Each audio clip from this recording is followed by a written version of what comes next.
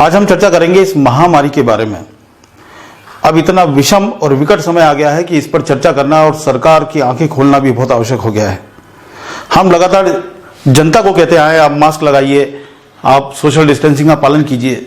कई लोग कर रहे हैं, कई लोग नहीं भी कर रहे हैं, लेकिन जिस हिसाब से यह महामारी लगातार फैल रही है उस लिहाज से अब स्थिति यह है कि हमें सिस्टम पर भी सवाल उठाने जरूरी हो गए हैं। कई देशों में सरकार टैक्स लेती है तो बदले में जो जनता है उसकी हेल्थ का भी ध्यान रखती है, यानी हेल्थ की गारंटी होती है। अगर आपको अस्पताल में भर्ती होना पड़ा तो उसका खर्चा सरकार उठाती है वहां भी, क्योंकि टैक्स लेती है। हमारे भारत में भी जीएसटी की जो अधिकतम दर है वो 28% है, जो कि दुनिया में अधिकतम है। उसके बावजूद भी हेल्थ केयर की जिम्मेदारी फिलहाल सरकार नहीं ले रही है। कुछ एक योजनाएं जरूर शुरू हुई हैं, लेकिन उसमें भी नए खेल होना शुरू हो गए, वो सभी जानते हैं। आज हम सिस्टम पर बात करेंगे और हेल्थ केयर से जुड़े हुए व्यवसाय के बारे में बात करेंगे। और उसके पहले मैं आपको बता दूं कि हमारा किसी को भी अपमान करना हमारा उद्देश्य नहीं है। जो लोग ईमानदारी से इस महामारी के लिए लड़ रहे हैं उनको हमारा सादर प्रणाम है, चरण स्पर्श है। लेकिन जिन लोगों ने इस आपदा को अवसर के रूप में देखा है, आज हम उन पर सवाल जरूर करेंगे। और ये सवाल इसलिए भी लाजमी है कि जनता आज की तारीख में परेशान है। फिर ऐसे में सरकार कहाँ है जिसे वोट दिया गया था? आज जनता लगातार लूट रही है। प्राइवेट हॉस्पिटल में हालात ये हैं कि बिस्तर भी नहीं है, दवाइयाँ भी महंगी हैं, और अगर कोई गरीब आदमी या मध्यम वर्गीय आदमी भर्ती हो जाए तो उसे अपने घर बार बेच करके उसका बिल चुकाना पड़ेगा। आखिर ऐसी स्थिति क्यों आ रही है? ये महामारी क्या जनता ने फैलाई है? ये महामारी ऐसी स्थिति है, इसमें सरकार को कम से कम आगे आना चाहिए अपनी जनता के लिए, जिससे रोज वो टैक्स का पैसा खींच रही है, अब उसको दूसरों के भरोसे छोड़ दिया है। और एक शब्द का उपयोग करूंगा मैं, जिन लोगों ने इस आपदा में अवसर देखा है और जो लोग रुपया कमाना चाहते हैं, मैं उनको सफेद गिद्ध कहता हूं। सफेद कोट उन्होंने जरूर पहना है, लेकिन उसके अंदर उनकी जो पैसा कमाने की जो इच्छा है, इस आपदा में भी सेवा नहीं करना चाहते। ऐसे लोगों पर सवाल उठाया जाना बहुत जरूरी है। देवास में हालात ये हैं कि प्राइवेट अस्पताल सारे भरे हुए हैं। एक खास इंजेक्शन जो लगाया जाता है, रेमडेसिविर इंजेक्शन उसको कहा जाता है। देखा जाए तो अमूमन मेडिकल में अब तक वो 700-800 रुपए के आसपास मिलता रहा है, लेकिन हालात ये हैं कि 6 इंजेक्शन लगाए जाते हैं और 30-30 हजार 35-35 हजार का सिर्फ इंजेक्शन का बिल बनाया जाता है, और औसतन 2 लाख का बिल एक व्यक्ति को ठीक होने में लग रहा है। देवास में मौतें भी बहुत सारी हो रही हैं। सरकारी आंकड़ों पर बिल्कुल मत जाइए, सरकारी आंकड़े बिल्कुल गलत है। डेली शमशान में लाशें जा रही हैं, लोग मर रहे हैं, महामारी से पीड़ित हो रहे हैं। ऐसे में सरकार ने अपने हाथ ऊंचे कर दिए। क्या ये वक्त है हाथ ऊंचे करने का? इस समय सरकार को आगे आना चाहिए। कल का ही मैं वाकया बताता हूं।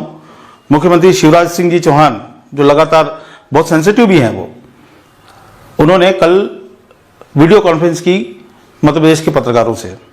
कुछ एक पत्रकारों को बुलाया गया, लेकिन उनको पहले ही हिदायत दे दी गई कि आपको कुछ बोलना नहीं है, आपको सिर्फ मुख्यमंत्री को सुनना है। आप ये बताइए, लोकतंत्र में ये एक तरफा बातचीत कभी सफल होती है क्या? हम सवाल नहीं पूछ सकते आपसे, हम कोई अपना राय नहीं रख सकते, बस हमें आपकी सुनना है। तो ये कौन सा लोकतंत्र है? और फिर आखिर किस लिए बुलाया गया था? इसलिए मेरा हाथ जोड़कर निवेदन है, और देवास के कलेक्टर से भी मेरा निवेदन है कि आसपास के शहर के जो कलेक्टर्स हैं उन्होंने सख्ती दिखाई है और लोगों को राहत दिलवाई है। अगर ये सफेद गिद्धों से आप ये गरीब जनता को आप बचा लें, किसी प्रकार के ऐसे नियम लागू कर दें जिससे उन्हें सस्ती दवा मिल जाए, सस्ता इलाज मिल जाए, तो इस महामारी से उनको बचने का एक रास्ता मिल जाएगा। वरना आने वाला समय बहुत बुरा दिख रहा है। तो इतने विकट समय में अब सरकार ना तो लॉकडाउन लगा सकती है, ना कड़े नियम लागू कर सकती है, क्योंकि उससे व्यापार, व्यवसाय, भुखमरी सब कुछ बढ़ जाएगी। ले दे के जनता को मरना है। तो इधर कुआं इधर खाई, ये दोनों जनता के लिए है। और दूसरी बात, सोशल मीडिया पे कई लोग बार बार कोरोना पे सवाल उठाते हैं, बार बार नहीं है, क्या चुनाव में नहीं होता, क्या रैली में नहीं होता, इस तरह की बातें करते हैं। तो उनसे मेरा ये कहना है कि जो लोग रैली में है वो लोग नेता लोग हैं, वीआईपी हैं, उनको भाई साहब ट्रीटमेंट मिल जाएगा। लेकिन आप सवाल उठाते रह जाओगे, आपके घर में अगर कोई बीमार होगा तो सब जमीन जायदाद बिक जाएगी, सारी सेविंग बिक जाएगी। सेविंग तो अब क्या बची है लोगों के पास? इसलिए निवेदन यह है कि इससे बचाव करना ही ठीक है। लेकिन जो लोग बीमार हो गए हैं, सिस्टम की जिम्मेदारी बनती है कि उनको ठीक करवाए, उनके मौत के मुंह से बाहर लेकर आए। और ऐसे में जो इंजेक्शंस की कालाबाजारी हो रही है उस पर लगाम लगाने की तुरंत आवश्यकता है। हालांकि हमारे सूत्र बता रहे हैं कि कल विधायक महोदय ने इस पर चर्चा की है और अब इंजेक्शन उपलब्ध कराने की बात कही जा रही है, लेकिन आखिर शासन प्रशासन और सरकार कर क्या रही है? सिर्फ हम इवेंट्स कर रहे हैं, नौटंकियां करवा रहे हैं, रोड पर लोगों को मास्क का कहने का घूम रहे हैं, नए नए अभियान चला रहे हैं।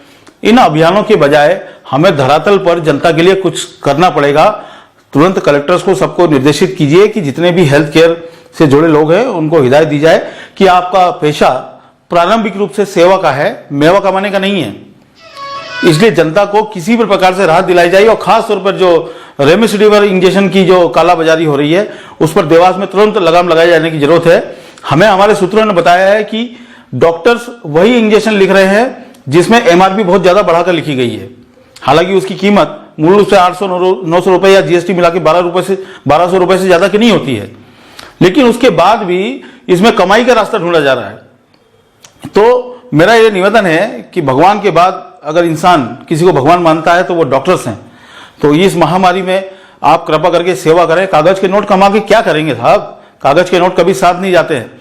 इसका लालच छोड़िए और इस महामारी में सेवा कीजिए और सब लोग आपको दुआएं देंगे और दुआओं से बड़ी ताकत किसी में भी नहीं होती है, दुआएं आपको मिलेंगी। इसलिए मेरा डॉक्टर्स, हेल्थ केयर वर्कर्स, आप सभी से मेरा निवेदन है कि इसमें सेवा दीजिए। सेवा अगर ये महामारी समाप्त हो जाएगी तो लोग आपको भगवान की तरह हमेशा पूजेंगे, हमेशा याद रखेंगे। और शासन प्रशासन से भी ये निवेदन है कि इस कालाबाजारी को तुरंत रोका जाए, गरीब मध्यम वर्गीय लोगों को राहत दिलाई जाए, निजात दिलाई जाए, वरना सारे बर्बाद हो जाएंगे। पूरा देश की आबादी गरीब हो जाएगी, बर्बाद हो जाएगी। आपको यह हमारा वीडियो कैसा लगा आप कमेंट के माध्यम से बताइए। अगर YouTube पे देख रहे हैं तो हमें सब्सक्राइब कीजिए, अगर फेसबुक पर आप देख रहे हैं तो हमारे पेज को लाइक और फॉलो जरूर कीजिए। बहुत बहुत धन्यवाद।